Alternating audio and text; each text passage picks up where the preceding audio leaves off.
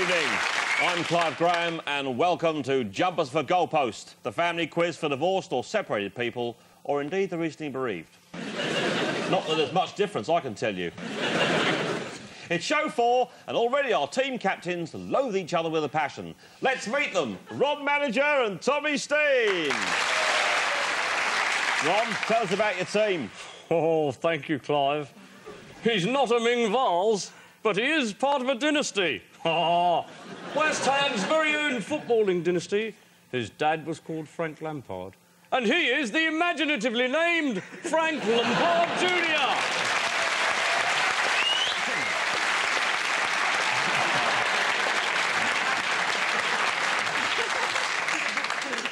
And there's some bubbles, Frank, just in case you need to blow any, all right?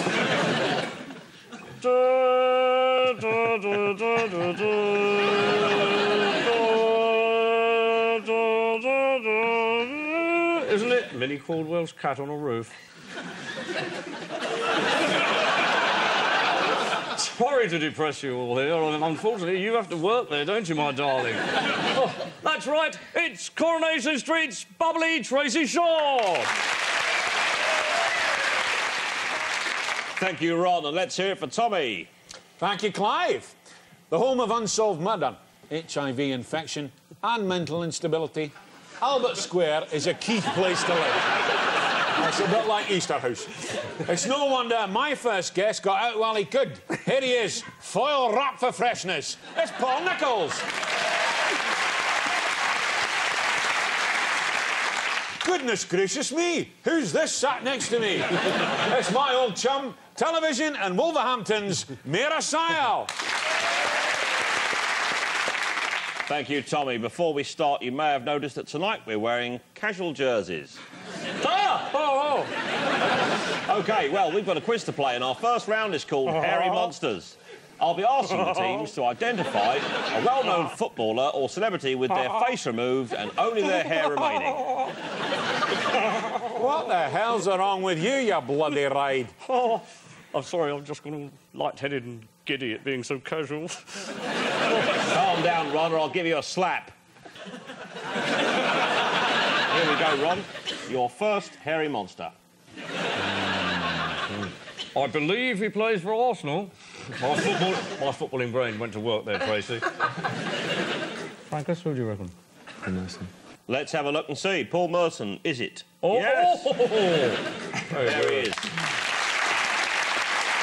Tommy's team, here's your first hairy monster. Who is that? Is it Fabian Barthez? Let's have a look.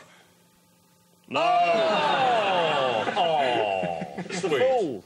Paul Gascoigne. OK, Ron's team, your second hairy monster. Who on earth is that? It's not Neil Diamond. Your final answer? Because I've held up a ball against Neil Diamond's face many times. Well, let's have a look. No, Jim Carrey. OK, Tommy's team, your second hairy monster.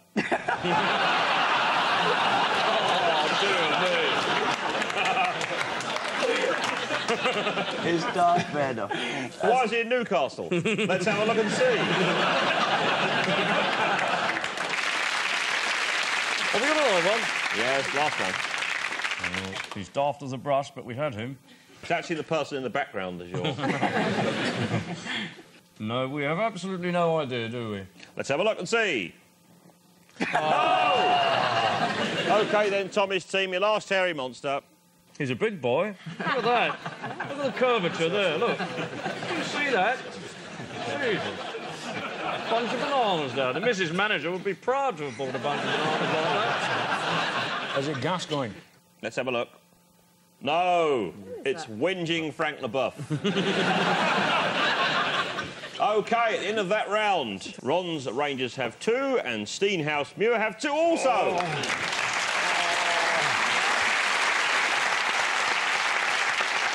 Before we move on, I almost forgot. Ron, you going anywhere nice on your holidays this year? Oh, well, it's Chelsea Bill, isn't it? You're going to the caravan again, Ron? Oh, you know where you are with Chelsea Bill. Chelsea Bill? Chelsea Bill? Yes. That's all about going abroad, Ron. Oh, we've been to the Isle of Man once, but it's very difficult to leave young Ferenc behind. Ron, he's 42. Yes, but he'll have parties and his strange friends round, and they'll tread jelly and ice cream into the carpets and such like. Ron, you're ruining that, boy. You've got to learn to let go. Tommy, what about you? Well, I'll be trekking in the high Atlas Mountains in Morocco, sleeping on the canvas, spending time in Berber villages and learning their ancient skills like weaving and glass blowing. You call that a holiday? That sounds like something a Boy Scout would do. Or a Girl Guide.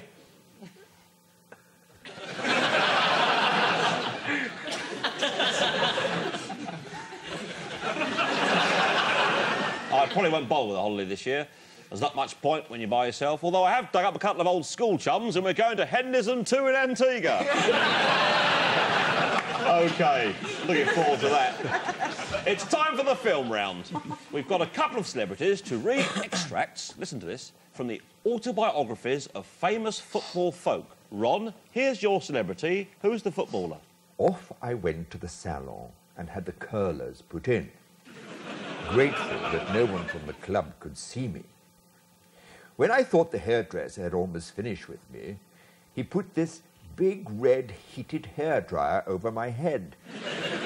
I told him he had to dry it with a handheld hairdryer and let me out.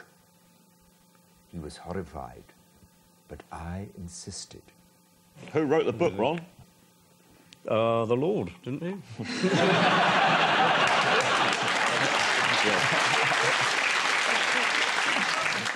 I think it was the Lord's representatives, actually. Well, have you got an answer? Ginola, maybe? Let's have a look and see. It's Kevin Keegan. I don't believe him! Yes, indeed, Kevin Keegan. My Autobiography by Kevin Keegan. Oh, you know, handheld hairdryer, marvellous alliteration, isn't it? Wasn't it? You know, Kevin Keegan. Oh, there's some more. Tommy, here's yours. I did gymnastics when I was a kid. The floor, the rings, all that stuff. I actually competed in the London Games one year. Apart from that, I'd have liked to have been an actor or a singer. I can't sing, but I could do what those Mini Vanilli blokes did. I'd just stand up on stage and take all the applause. Was that a fireplace or a gold lame cat litter? Who was that? That's Simon Le Bon. No. I thought it was Billy from Bread. Yeah? So we can't include that. It's not me, darling. It doesn't do with me. I'll just come and do this bit. But, who was in the book? His famous song, one of their famous songs was Rio, right? OK. Do you know any footballers called Rio? Well, there is one called Rio Ferdinand. Let's have a look and see if you're right. His name is Rio. Rio Ferdinand. And he dances on the pitch, not the sand. Got to see, Frank's slightly bewildered. I can't believe Rio's wrote a book. He probably had help, love, with the spelling, you know. There we go, end of that round. The scores are Ron's Rangers on 2 and Steenhouse viewing the lead with 4. Oh, yes!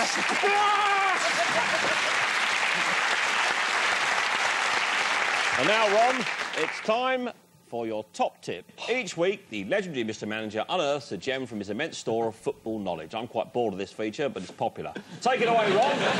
Frank, or Junior, however you wish to be called, would you accompany me, please, onto the pitch? I'll give you the ball. All right. OK, you're in control of the ball. You know what to do with it. I hope so. How many times have you seen this? You're on the park, isn't it? The defenders are niggling at your ankles. Oh, you're getting your testicles flicked every time you go out for a press. Oh, enduring... You know I'm talking the truth, don't you? Enduring image, isn't it? You know, you're getting shoved about, manhandled, shirt pulled, kicked, you know. Oh. Well, I find this works every time. Come towards me. Stop. You simply take hold of the ball, say it's my tea time and it's my ball. Goodbye. Right? So, Frank, if West Ham ever make it into Europe and you're having a torrid time at the new camp, you know what to do. All right, marvellous. Thank you very much. Thank you, Ron. Sound advice. And I've just got time to give you the half-time scores from a couple of other quizzes before the break. On just a minute, Graham Norton has leapt into the lead after holding his own on the subject of trousers. And at University Challenge, the Toffs of Pembroke College, Oxford, are stuffing the proles from the University of Holloway Road 115-7. We'll see you in a couple of minutes.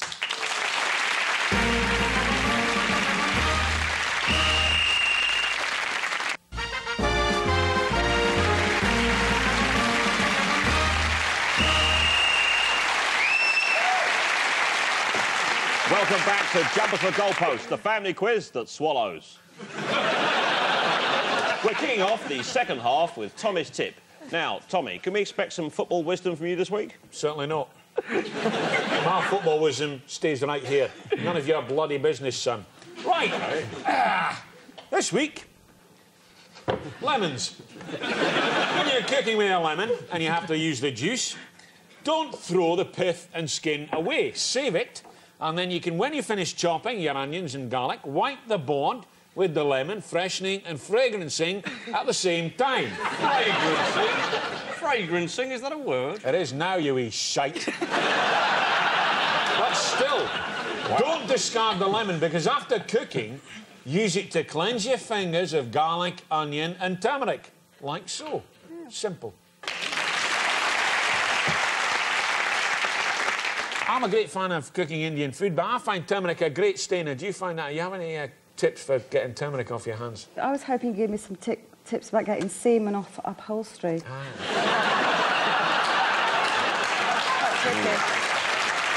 Vinegar. Talking of vinegar, do you think there's more to life than football, Tracy? No. Just football, then? Yeah, That's football. it? Nothing else interests you in this life?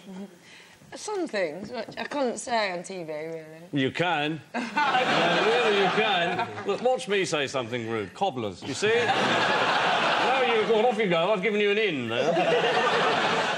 OK, let's have a board with football round. And remember, captains, this round is for the guests only. So, Ron, Tommy, shut the up.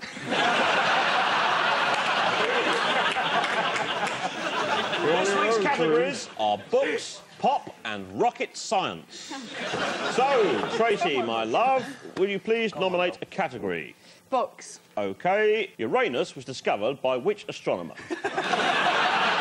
God only knows. No, nearly. Sir William Herschel in 1781. Unlucky. Frank? Can you nominate a category, please? Rocket science. Rocket science.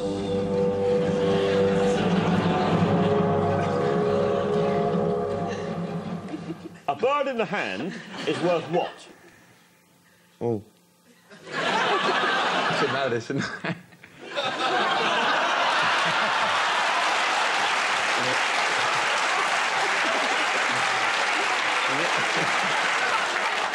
I can't believe I did that. I really do apologise. A bird in the hand is worth what?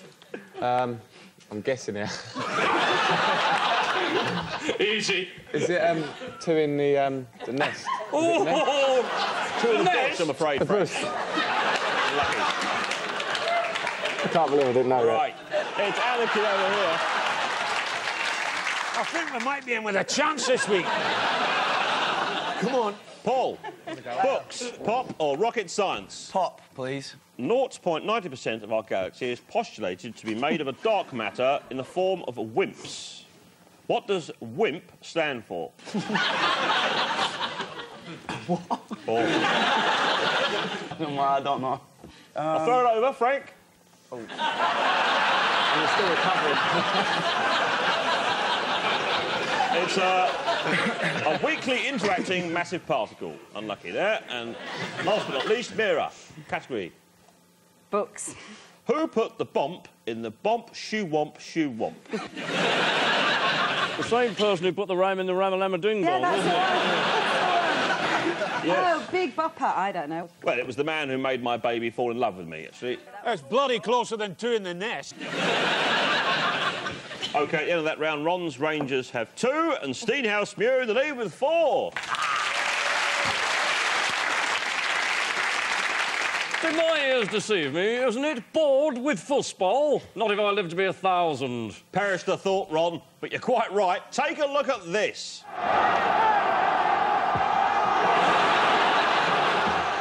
Now, Mira, you're a feminist. What's that like? It means I don't have to swallow if I don't want to. Fine.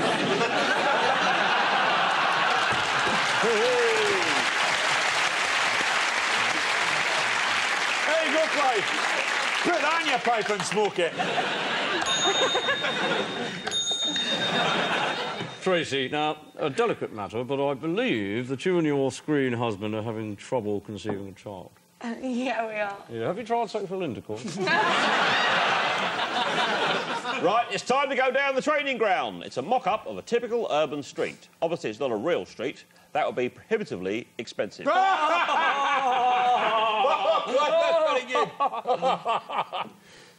Now, the pie, or sausage roll, is the fans' staple diet on match day, but what goes into them?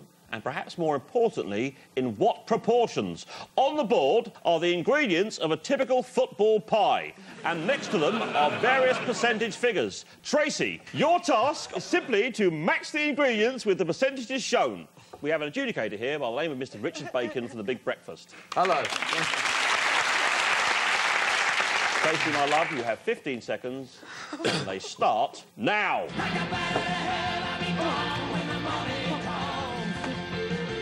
Next to it, my dear. That's it. Yep, come on. It's gripping stuff. Richard, how did she do? She didn't really do very well. Do you want me to... I'll tell you what, you got hydrogenated, non-hydrogenated vegetable fat. That is spot on. It's 2.5%. Well That's done. correct. However... Tracy, you've been smoking pot. You've done nothing for that, so I can't score you anything for that. But beef bouillon, that is correct. That's 4.75%. That comes to 2 points. 2 points. Well done, Tracy. Paul, Tracy's pie has been replaced by your sausage roll, so get over there.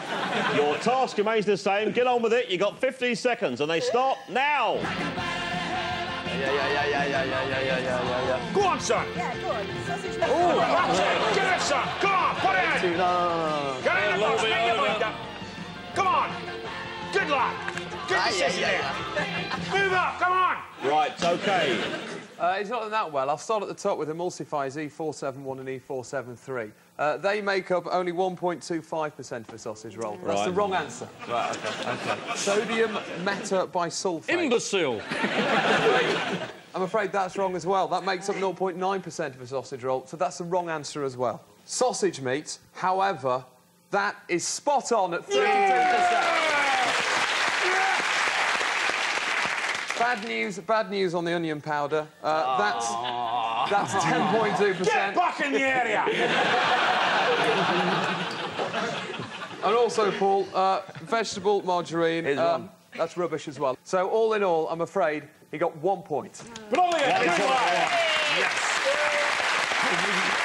Richard, thank you very much for your help. You've been fantastic. You'd think the awful heart disease figures amongst men in Britain might prompt somebody to give football spectators something fresh and decent to eat that didn't clog their arteries with animal fat. I mean, it's perfect business sense. They'd live longer and purchase more overpriced season tickets. But am I being naive? Yes, Tommy, you are. Right, at the end of that round, the scores are in second place with 4 points, Ron's Rangers, but leading by 1 point, Steenhouse Muir.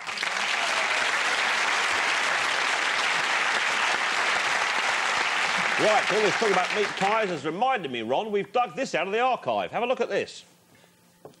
Are you mad, Mum? British beef is the most dangerous substance in the world, isn't it? Wasn't it? It's only fit for feeding to cows. You'd be mad to eat our beef. For pity's sake, just say no. Well, Ron, it's nice to see you considering the nation's health in these troubled times for the meat industry, Ron. But not so long ago, you were a cynical, money-grabbing whore. Take a look at this. It's British, it's cheap, and it's good for you, isn't it? You'd be mad not to eat our beef.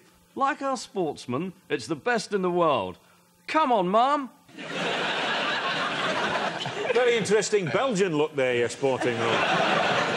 Now, do you mind if we change the subject here? Frank, you know how to enjoy a holiday. What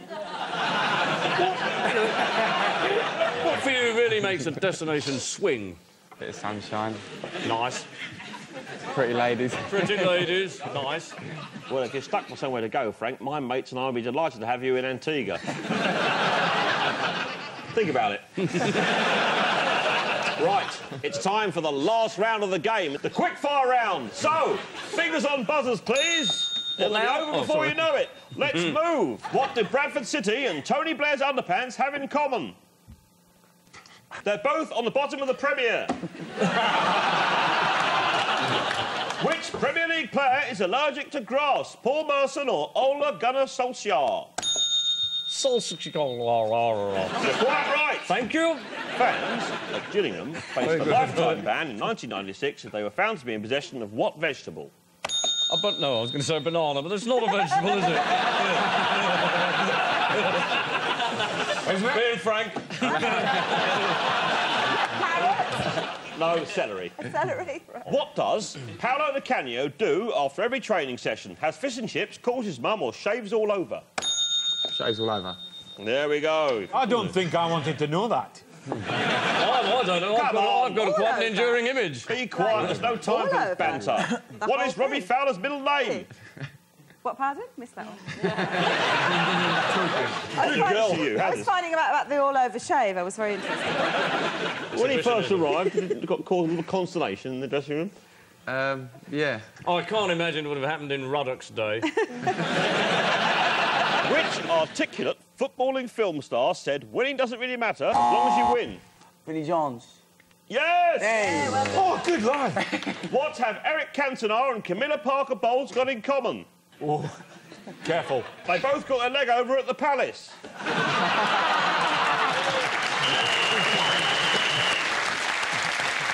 OK, it's the end. And a very pitifully low-scoring game. In second place on Steenhouse Muir, I've got 6. And the winners are Ron's Rangers on 7. So there we have it. The winners are Ron's team over there. Congratulations. And a big thank you to all our guests, Tracy Shaw, Greg Lampard Jr., Paul Nichols and Neil Stahl. No one goes home on an empty stomach from this show, so we're going to have some pies.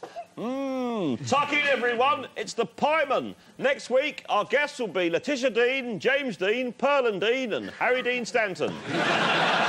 Wish you were here. We will be. Bye.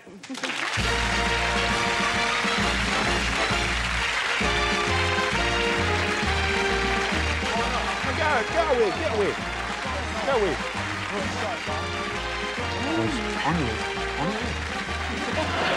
Keep walking. No. I'm going to get my wild up in a minute and move on. Ulrika Johnson, Mark Fish, Jim Bowen and Goldie will be picking sides in next Monday's Jumpers for Goalposts. Meanwhile, the Deal syndrome isn't improving. Next.